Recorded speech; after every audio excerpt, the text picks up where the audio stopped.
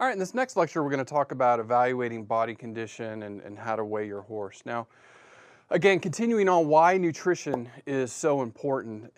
It's not only important for the animal's health, but it's also important to your pocketbook.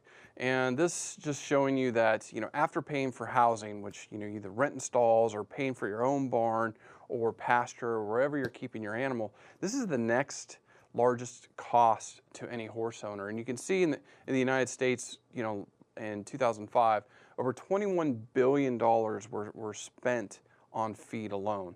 So a lot of money is spent on feeding animals or feeding these horses. But also, it's one of the most neglected aspects of horse care. And really, I attribute a lot of this to just lack of education. Just folks don't understand what it takes to feed these animals. So oftentimes, they're not meeting their nutrient requirements, or it's not willful negligence. It's just they just don't know. And after my experiences in South Carolina as the state equine specialist, where I would go around the state and talk to a lot of horse owners, a lot of these owners want to know more about how do I properly feed my horse. So that's why this topic is so important, and why we're devoting an entire week to it. Now again, there's my favorite picture of the fat horse. If you remember from my earlier lectures, and no, that's not a real animal, it's photoshopped. But again, it brings home the point that obesity is a big concern with horses. And we see this in the United States, where we tend to overfeed our animals, thinking we're doing them a service by providing them overabundance of nutrients. In actuality, it is damaging to their health.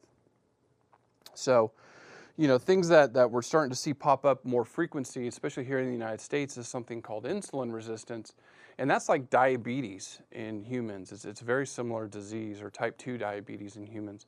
And then also obese horses are unsound, meaning they're physically not able to perform to what you're asking them to do, either to be ridden or athletic events or pulling carts or whatever you have your animal doing. They become what we call unsound. And some of that can be attributed to obesity, and there are some other disorders which we will cover later this week. So, how do you estimate a horse's nutrient requirements, and how much do we feed? And you're going to hear me say this time again and again throughout the week, that we base our diets on the horse's body weight. And you'll see anywhere from 2% to 3%. And hearing from equine nutritionists, some of these researchers, we have a wonderful one here, Dr. Lori Warren at the University of Florida, they're recommending you're feeding upwards of 3% of their body weight, but diets higher in fiber. So we'll talk more about that in these next few lectures. So you base everything off their body weight. And then the other thing we look at is what we call body condition score. And really that's looking at fat deposition. How much fat does that animal have? And we'll talk about metabolism, because like us, here, where I have a little extra because of my slower metabolism in my age, that you're not able to burn off calories as much, or you burn off calories really fast. So their metabolisms do vary, and that's why there's this body condition scoring system. So that's what we're going to talk about. Now, how many of you have a livestock scale in your backyard? Nobody, right? I mean, the majority of horse owners don't have a livestock scale. Luckily, I do. Here at a large research university, at our horse farms, we have large livestock scales, but most people don't. So there is a way, a simple way, that you can estimate a horse's body weight. And we've done some, during some of our education, we've actually weight taped horses. We call it weight tape. And gone and weighed them on the livestock scale, and it was always within plus or minus 50 pounds. So it was pretty accurate. So the way you do this is you get any sort of long tape or measurement, and you measure around the body width, what we call the body width, or around the girth of the horse. So you want to go behind the elbows, maybe just right behind the withers, or just over the top of the withers, depending on the breed. And you want to get this heart girth measurement. And you can do this in inches or centimeters. And then the next measurement is the body length.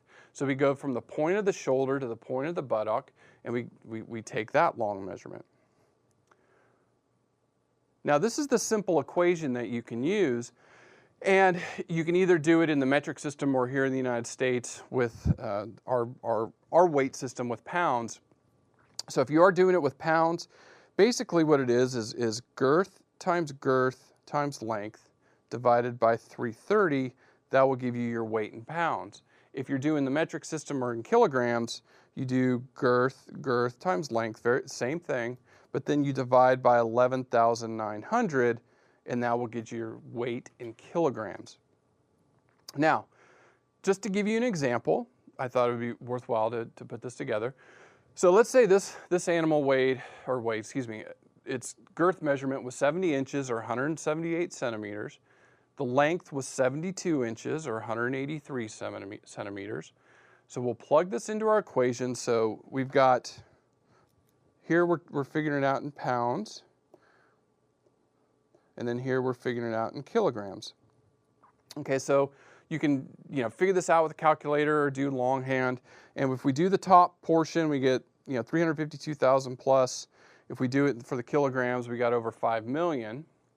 So then we carry it into the equation, divide by 330 for pounds, 11,900 for kilograms, and this is what approximately that horse would weigh using those measurements. So very, very simple tool to use. Anybody, anywhere in the world with any sort of measurement tool can do this. Now, the body condition scoring, I'm going to use the Henneke BCS system, and I actually knew Dr. Henneke. He was from Texas A&M, where I earned my doctorate when he designed this many, many years ago. So this is the most common used around the world, but there are other body condition scoring systems. I know in Europe they might use a 5-point system, but this one is a 9-point system, and we're basing this on all of those points on this animal here. So these are all the areas of fat deposition that we're looking at. So we'll go through these, one at a time. And I am sorry to have to show you this image. It's very upsetting. It's an animal I hope none of you ever see. I have been very fortunate not seeing a 1. I've seen a 2, which made me very angry when I saw it. But this is something you should never see. And this is an animal that's been extremely neglected. It has no fat deposition. It's basically a skeleton and skin. It's really sad. Now, the good news is, if you do find an animal like this, which we do, some of our rescue organizations here in the United States finds them, you can slowly turn them around and get them back to a normal body condition. But a lot of times too, they're just euthanized because it's really horrific. Now, a 2 is not any better. It's still a very thin, emaciated animal, not quite yet to the 1. So there's a little bit of tissue on the body, maybe a little bit of muscling. Really no fat anywhere, and it's a very unhealthy animal at that point. Now, I've seen a few 3s, not a lot, in my career, and the 3s, especially with animals that can get sick or ill for whatever reason, if especially under veterinarian care, they may slip down into a 3, and I've seen a few horses in this condition.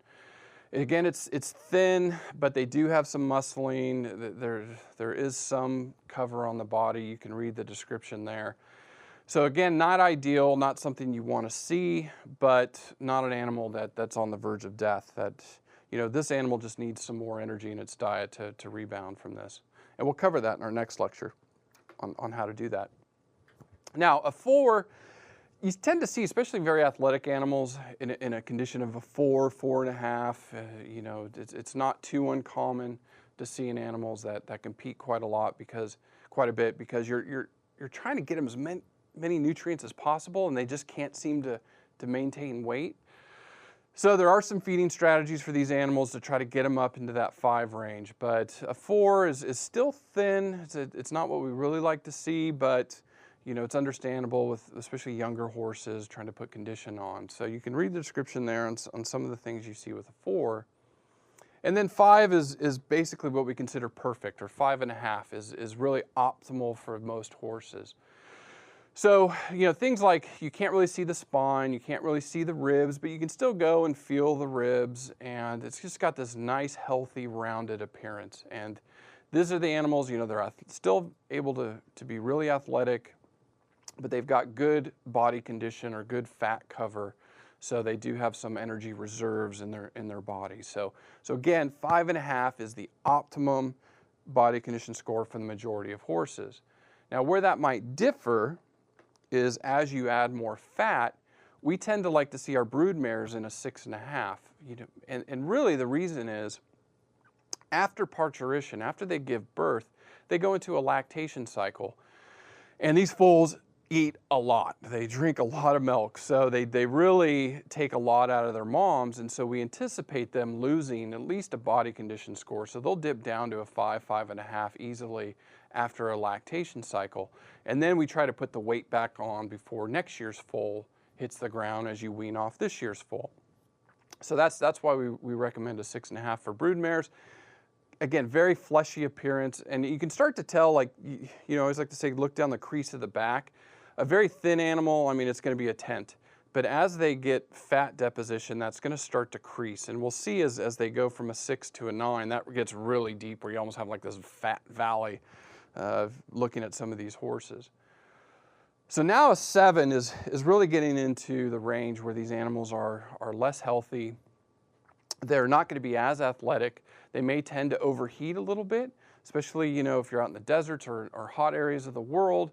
You know, you have an overweight animal, you're trying to work them, they have too much fat deposition, they're going to overheat. So you can see the ribs are starting to get a little bit more difficult to feel, and that crease is really becoming more evident. Now at 8 and a 9, again, you're getting into the fat, obese horses. This is where you really do not want to see with our animals. It's just too much weight for them to carry. So with the 8, you know, you can maybe just feel the ribs. They've really got a prominent crease. And then 9 is just really obese animal. I mean, you can even see some of the fat on the side of this horse. One thing we always look at too, I highlight here, is this crusty neck. So you can see this is just pure fat right there. So that is not healthy for that animal. And you can see some of the fat here. And then really it's in the rear end of the horse, it's huge. It's huge. And again, not healthy for these animals. I mean, they're not going to be able to carry that weight. Their structure, you know, they may come up lame, you know, when they get some injuries on their legs. Again, laminitis, some other things that we would be concerned with. So this is something you do not want to see with your equids. So, you know, taking all of that, you know, the body condition, we're going to jump into the requirements, the daily requirements of horses, and kind of give you some feeding strategies as we build upon this week of nutrition. So I'll see you then.